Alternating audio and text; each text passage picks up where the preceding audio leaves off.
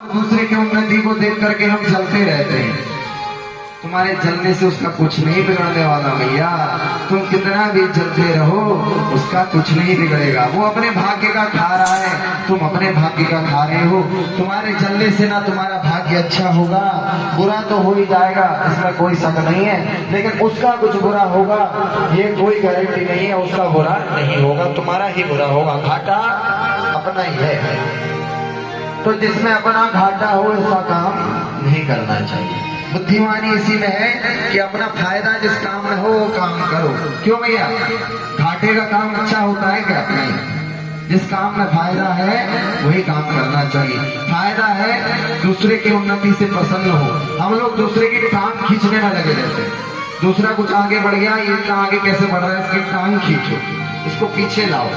उसकी जगह अगर आप उसका हाथ पकड़ के उसको खींचोगे तो वो भी आगे बढ़ेगा, उसके साथ आप भी आगे बढ़ जाओगे। 4 कदम वो बढ़ेगा तो कम से कम 2 कदम तो आप भी आगे बढ़ोगे। दूसरे की उन्नति से प्रसन्न होना सीखिए, दूसरे की उन्नति से दुखी मत होइए। कोई फायदा है नहीं दुखी होने का। तो श्रीमद् भागवत महापुराण की कथा को सुनने का अधिकारी वही है जो इस संसार में किसी से जलता नहीं। जलन का भाव जिसके अंदर से समाप्त हो चुका है, उसे किसी से कोई द्वेष नहीं, कोई राग नहीं। वो तो केवल भगवान से प्रेम करता है, भगवत भक्तों से प्रेम करता है और भगवान की कथा में उसका मन लगता है। ऐसा व्यक्ति कथा सुनने का अधिकारी है। अब बताइए आप में से कौन कौन अपने आप को कथा सुनने का सच्चा अधिकारी समझते हैं? एक बार जोरदार तालियां हो जाए आप सबके। और जो अपने आप को नहीं समझ रहे हैं, कोई दिक्कत वाली बात नहीं। आज से प्रयास कीजिए, ऐसा प्रयास कीजिए कि धीरे धीरे हम भी कथा सुनने के अधिकारी हो जाएं। और जिस दिन कथा सुनने के अधिकारी हो जाओगे, कथा आपका कल्याण कर देगी। तो श्रीमद् भागवत महापुराण का विषय बता दिया, परम धर्म अधिकारी बता दिया, निर्मत्सराणाम सदाम। सज्जन पुरुष इस कथा को, सज्जन व्यक्ति इस कथा को सुन सकता है। अब इसके बाद इस कथा का प्रयोजन बता रहे। इस श्रीमद् भागवत का प्रयोजन क्या है? कहते हैं प्रयोजनम अनुद्दिश्य मंदोपीना प्रवर्तते। इस संसार में मूर्ख से मूर्ख आदमी भी बिना किसी प्रयोजन के कोई कार्य नहीं करता है। मूर्ख से मूर्ख व्यक्ति भी बिना किसी प्रयोजन के किसी काम में प्रवृत्त नहीं होता। और आप लोग तो सब विद्वान सज्जन लोग हैं, यहाँ कथा सुनने आप लोग आए हैं। क्या प्रयोजन है इस कथा को सुनने का? इस कथा का क्या प्रयोजन है? बोले धर्मा प्रोजित गए तबो त्रिपरमो निर्मत्सराणाम सदा और वेद्यम वास्तवमद्रवस्तु देवदम तापत्रयोन्मूलनम। इस भागवत कथा का प्रयोजन है आप सबका कल्याण। वेद्यम वास्तवमद्रवस्तु शिवदम तापत्रयोन्मूलनम। वास्तव वस्तु का ज्ञान करा करके, वास्तविकता का ज्ञान करा करके व्यक्ति के त्रिविध तापों को समाप्त करना और अंततः उसको परमात्मा की प्राप्ति करा देना। तो जो कोई परमात्मा की प्राप्ति करना चाहता है, वेद व्यास जी कह रहे हैं, जिसको भगवान की प्राप्ति करनी है, अपने दुखों को समाप्त करना है, वो इस कथा को सुनो। और जिसको नहीं करनी वो मत सुनो, कोई बात नहीं। जिसको करनी है वो तो सुनेगा। तो श्रीमद् भागवत महापुराण का प्रयोजन है प्राणी मात्र का कल्याण। ये सुनकर के कोई सज्जन बोले कि महाराज कल्याण करने वाले तो और भी ग्रंथ हैं। कल्याण तो गीता जी को पढ़ने से भी हो जाएगा, कल्याण तो महाभारत को पढ़ने से भी हो जाएगा, सारे शास्त्रों को पढ़ने से तो कल्याण ही होता है। क्यों भैया? शास्त्रों को पढ़ने से तो कल्याण होता ही है। हम कुछ और पढ़ लेंगे, कोई और कथा सुन लेंगे, भागवत ही क्यों सुने? भागवत की ऐसी क्या विशेषता है जो हम भागवत की ही कथा सुने? और कथाओं से भी तो कल्याण संभव है। ये प्रश्न किसी ने किया तो महर्षि वेदव्यास जी कहते हैं कि ये बात तो सच है कि अन्य शास्त्रों से भी, अन्य कथाओं से भी कल्याण हो जाएगा। इसमें कोई शक नहीं कि अन्य शास्त्रों से भी कल्याण होगा। लेकिन भागवत की विशेषता, भागवत की ये विशेषता है कि श्रीमद् भागवते महामुनिकृते किं वा परे ईश्वरः सद्यो हृदयवरुद्धते प्रकृतिभिः शुश्रूषिभिस्तक्षणात्। बोले अन्य ग्रंथों को आप परमात्मा प्राप्त करने के लिए इस्तेमाल में लो, अन्य ग्रंथों से आप भगवान को प्राप्त कर सकते हो, लेकिन उसमें टाइम लग जाएगा, बहुत समय लग जाएगा। गीता जी को पढ़ोगे, गीता जी का रहस्य समझने में ही पूरा जीवन बीत जाएगा। और अन्य शास्त्र इतने कठिन हैं, उनको समझ पाना सबके बस की बात नहीं। वेदों का अध्ययन सब कर नहीं सकते, शास्त्रों का अध्ययन करना हमारे बस की बात नहीं। तो अब करें तो क्या करें? अन्य शास्त्रों से कल्याण तो संभव है, लेकिन उनसे कल्याण होना कठिन है।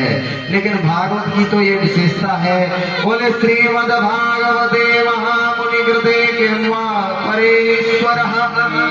श्रीमद् भागवत महापुराण की कथा को सुनने की इच्छा, केवल इच्छा कह रहे हैं, सुनने को भी नहीं, सुनने की इच्छा भी किसी ने यदि कर ली तो उसके हृदय में आकर के मेरे गोविंद बैठ जाते हैं। जिसके मन में ये इच्छा भी हो गई कि मैं ये कथा सुन लूं, तो उसके हृदय में आकर के भगवान बैठ जाते हैं। सत्यो हृदय व रुद्र कृति भी शुश्रूषि भी अर्थात सुनने की इच्छा करने वाले, जो सुनना चाहते हैं इस कथा को।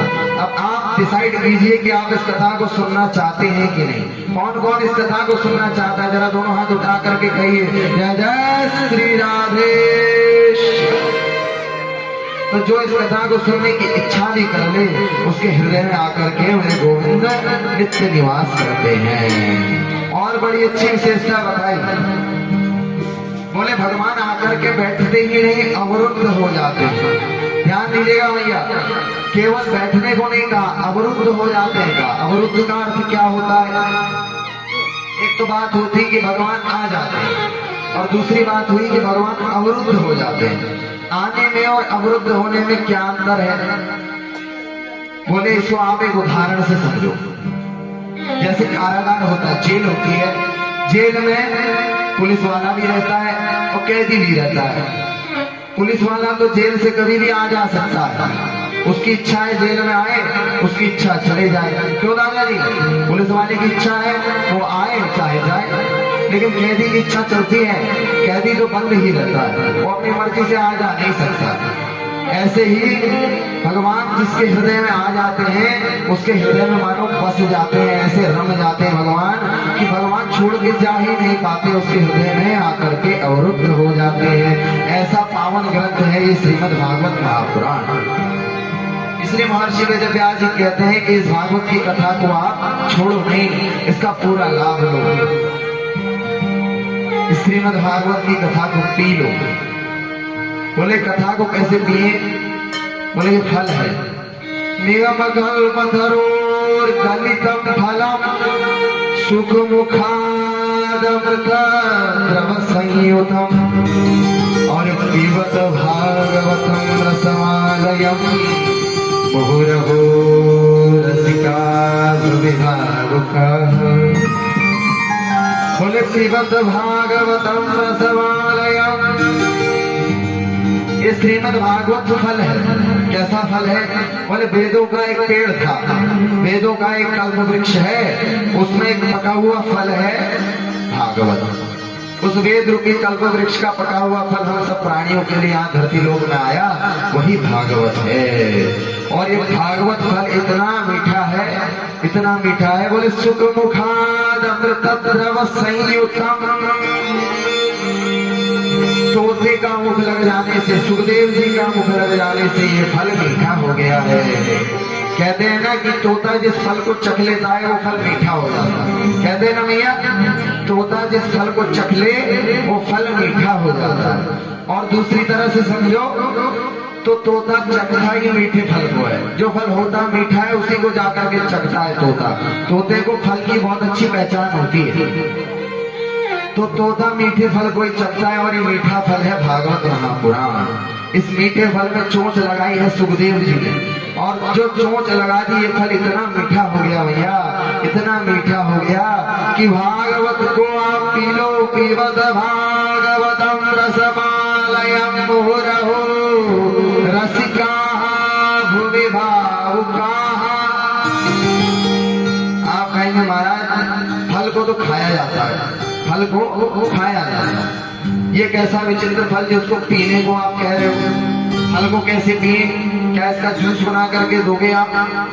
क्या इसका जूस बना करके रस निकाल करके दोगे आप? इस फल को कैसे पिए? इस फल की क्या विशेषता है?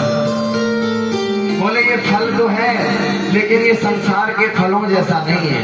इस फल में ना गुठली है ना छिलका है, ये तो केवल अमृत रस से भरा हुआ है। इसमें रस ही रस है, इसमें कुछ भी त्याज्य नहीं। संसार के फल है, जैसे आम का फल है, आम के फल में छिलका होता है, उस छिलके को फेंक दिया जाता है। गुठली होती है, गुठली को भी निकाल करके फेंक दिया जाता है, केवल उसका जो गूदा होता है उसको खा लिया जाता है। लेकिन ये भागवत ऐसा फल है, इसमें कुछ भी त्याज्य नहीं है, इसमें कुछ भी नहीं त्याग सकते, ना छिलका है ना गुठली है, सीधे पी जाओ, कोई टेंशन ही नहीं। ये श्रीमद् भागवत ऐसा फल है। आप कहेंगे महाराज फल तो एक है, लेकिन सुनने वाले कई सारे, एक अनार 100 बीमार। कैसे पिएंगे इतने सारे लोग? कैसे खाएंगे एक फल को इतने सारे लोग? इसका बंटवारा कैसे हो? बोले ये फल में रस में कोई कमी नहीं कि पिबत भागवतम रसम आलयम। संसार की समाप्ति पर्यंत भी इस कथा को आप सुनते रहोगे, लय पर्यंत प्रलय पर्यंत इस कथा का आनंद लेते रहो, लेते रहो, लेते रहो। इसमें छिपा हुआ रस समाप्त होने वाला नहीं है। हजारों बार इस कथा को सुन लो, नित्य नए आनंद की अनुभूति होगी। कभी भी कुछ ऐसा नहीं लगेगा कि ये फल तो बासी हो गया। नहीं भैया, इस फल में तो नित्य नया नूतन रस बहता रहता है, बहता रहता है। ऐसी श्रीमद् भागवत की कथा है। इसलिए वेद व्यासी अनुरोध करते हैं कि आप लोग इसको छोड़ो नहीं, इसको पी जाओ। पिबत भागवतम रसमालयम मुहुरहो रसिका भुविभावुकाः। हे रसिको, हे भावुको, इस कथा को आप पी लो, इस कथा का आनंद लो। 3 श्लोकों से श्रीमद् भागवत महापुराण का मंगलाचरण किया।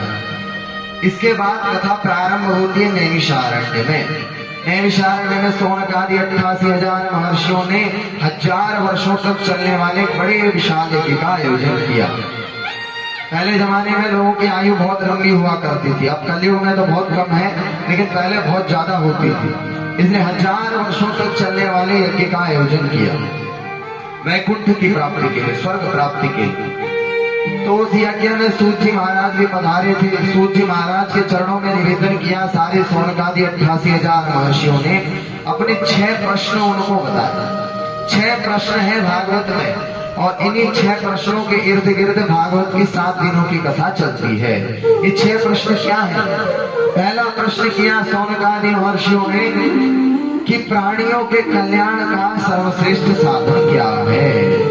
ध्यान दीजिएगा भैया, प्राणियों के कल्याण का सबसे अच्छा साधन क्या है? और दूसरा प्रश्न ये है कि महाराज शास्त्र बहुत सारे हैं, हमारे यहाँ हजारों लाखों शास्त्र हैं, एक एक विषय में, व्याकरण में ही हजारों शास्त्र हैं, न्याय में हजारों शास्त्र हैं, शास्त्रों की कमी नहीं। लेकिन इतने सारे शास्त्रों को पढ़ने के लिए कलयुग के लोगों के पास टाइम नहीं, और उनकी आयु भी बहुत कम है। तो ऐसे अल्पायु कम समय वाले लोगों को शास्त्रों के सार की जरूरत है। तो समस्त शास्त्रों का सार क्या है? एक ही बात आप हमें बता दो, हम सारे शास्त्र पढ़ने का सामर्थ्य नहीं रखते। एक शॉर्ट में आप हमको बता दो कि सारे शास्त्रों का सार क्या है, तत्व क्या है। दूसरा प्रश्न हो गया। अब तीसरा प्रश्न किया कि भगवान जब सर्व समर्थ है, भगवान कुछ भी करने में समर्थ है कि नहीं? भगवान कुछ भी कर सकते हैं, लेकिन भगवान सर्व समर्थ होने के बाद भी अवतार लेते हैं, इस धरती में आते हैं। भगवान चाहे तो वैकुंठ में लेटे लेटे ये चुटकी बजा करके बड़े से बड़े दैत्यों का सफाया कर सकते हैं कि नहीं? भगवान की एक मुस्कान से ये धरती बनती है। भगवान की जब भृकुटी विलास होता है तो ये धरती चलने लगती है। भगवान के लिए तो ये चुटकियों का खेल है। तो भगवान इस धरती पे आते क्यों है? क्यों अवतार लेना पड़ता है गोविंद को? ये तीसरा प्रश्न है, अवतार का प्रयोजन क्या है? और चौथा प्रश्न ये है कि भगवान यदि अवतार लेते, दादाजी ध्यान दीजिएगा, भगवान यदि अवतार लेते हैं तो भगवान ने कितने अवतार लिए? कोई कहता है 10 अवतार हुए, कोई कहता है 24 अवतार हुए, कोई कहता है 22 अवतार हुए। आप हमें डिसाइड करके बता दो कि कितने अवतार भगवान ने लिए हैं। पांचवा प्रश्न ये है कि जब भगवान ने अवतार लिए तो कुछ ना कुछ किया, कोई लीला की भगवान ने, तो भगवान के उन अवतारों की लीलाओं का भी आप वर्णन कीजिए कि भगवान ने किस अवतार में कौन सी लीला की। और छठा प्रश्न हमारा ये है कि ब्रूहि योगेश्वरे कृष्णे ब्रह्मण्ये धर्मवर्मणि स्वां काष्ठाम् अधुनोपेते धर्माङ्गम् शरणं गतः। ब्रूहि योगेश्वरे कृष्ण, भगवान श्री कृष्ण द्वापर युग में अपनी लीला पूर्ण करके जब इस धरती से चले गए, द्वापर युग में भगवान की लीला पूर्ण हो गई। ध्यान दीजिएगा भैया, आप लोग ध्यान नहीं दे रहे, इधर ध्यान दीजिए कि द्वापर युग में जब भगवान की लीला पूर्ण हो गई तो उसके बाद धर्म की रक्षा किसने की? क्योंकि धर्म की रक्षा तो पहले भगवान किया करते थे। जब भगवान चले गए तो धर्म किसकी शरण में गया अपनी रक्षा के लिए? ये 6 प्रश्नों का आप हमें उत्तर दीजिए। सूत जी महाराज ने अपने गुरु जी को प्रणाम किया। सूत जी के गुरु जी हैं सुखदेव जी महाराज। सुखदेव जी को प्रणाम करते हैं, आइए मिलकर के कि यस्वानुभाव अखिलम श्रुति सारमेकम अध्यात्म दीपमतितीर्षतां नमोऽहं संसारिणां करुणयाः पुराण गुह्यं तं व्याससूनो भयामि गुरुं मुनीनाम्। ये भागवत एक दिया है। भागवत क्या है? दिया है।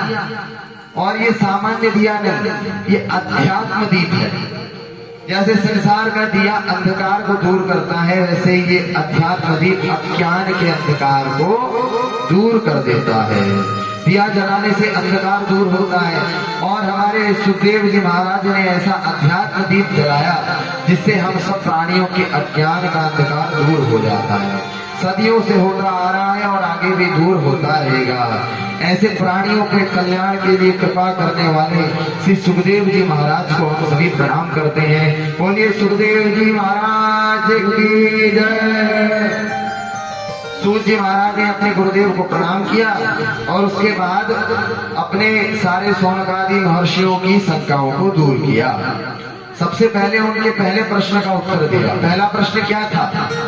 पहला प्रश्न क्या किया था बताइए? पहला प्रश्न क्या किया था? अभी बताया हमने, आप भूल गए इतनी जल्दी।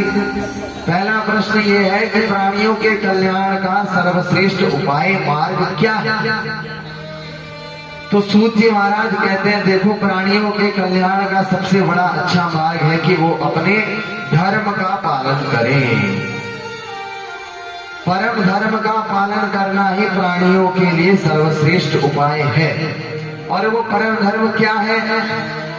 बोले सवे कौनसा परो धर्मो यतो भक्तिर अधोक्षजे अहेतुक्यं प्रतिहता ययात्मा संप्रसीदति। परम धर्म है भगवान श्री कृष्ण के चरणों में निष्काम निष्कपट भक्ति। भक्ति भी कैसी हो? बोले तैल धारावत। एक लोटे में आप तेल ले लो, एक बोतल में तेल ले लो और उसको नीचे गिराओ। कितनी भी ऊंचाई से आप नीचे गिराओगे, उस तेल की धारा में कहीं भी खंड नहीं हो। कभी गिरा करके देखना, ऐसे तेल बर्बाद तो मत करना, लेकिन आप ऐसे एक लोटा नीचे रखना, एक लोटे से ऊपर से डालना या बोतल से डालना, तब आपको पता लगेगा तेल की धारा को आप कितनी भी ऊंचाई से गिराएं, उसकी धारा कभी टूटती नहीं, लगातार चलती। देखना, आज आप प्रैक्टिकल करके देखना घर में। तो तेल की धारा जैसे निरंतर बहती रहती है, उसमें कभी खंड नहीं होते, ऐसे भक्ति की धारा भी निरंतर बहती रहनी चाहिए। भक्ति में कभी खंड नहीं। ऐसा नहीं होना चाहिए कि अभी सब बढ़िया चल रहा है, चकाचक है, तो हो गया भगवान जी को साइड कर दिया। ऐसा तो नहीं करते आप लोग। सब बढ़िया है, शुभ है, तो हो गया भगवान जी आप कुछ देर आराम करो, अभी तो हमारे सब आराम हो रहा है, आप भी आराम करो। भगवान की भक्ति छोड़ दी। और जब विपत्ति आई तब भगवान के लिए हाथ जोड़ने लगे, प्रभु बचा लो, कुछ कर लो। तो जब विपत्ति आ रही है तब आपको स्मरण हो रहा है भगवान का, और जब सब अच्छा है, सब चंगा है, तो भगवान को भुला दिया। ऐसा नहीं होना चाहिए। तैल धारा और नित्य निरंतर भगवान की भक्ति करनी चाहिए, चाहे सुख हो। पूज्य प्रेम नारायणाचार्य जी महाराज के ऐसे ही दिव्य प्रवचनों का आनंद लेते रहने के लिए चैनल को सब्सक्राइब करें। नई वीडियोस की नोटिफिकेशन सर्वप्रथम प्राप्त करने के लिए बेल आइकन को दबाएं। डिस्क्रिप्शन में दिए गए लिंक्स के द्वारा पूज्य महाराज श्री को सभी सोशल मीडिया प्लेटफॉर्म्स पर फॉलो करें। पूज्य प्रेम नारायणाचार्य जी महाराज का ये दिव्य संकल्प है कि श्रीमद् भागवत कथा एवं श्रीमद् वाल्मीकि रामायण कथा के माध्यम से शास्त्रों का ज्ञान जन जन तक पहुंचाया जाए। महाराज श्री के इस दिव्य संकल्प में आप भी श्रीमद् भागवत कथा एवं वाल्मीकि रामायण कथा का आयोजन करा करके सहयोग कर सकते हैं। पूज्य महाराज श्री से श्रीमद् भागवत कथा एवं श्रीमद् वाल्मीकि रामायण कथा करवाने हेतु दिए गए नंबरों पर संपर्क करें।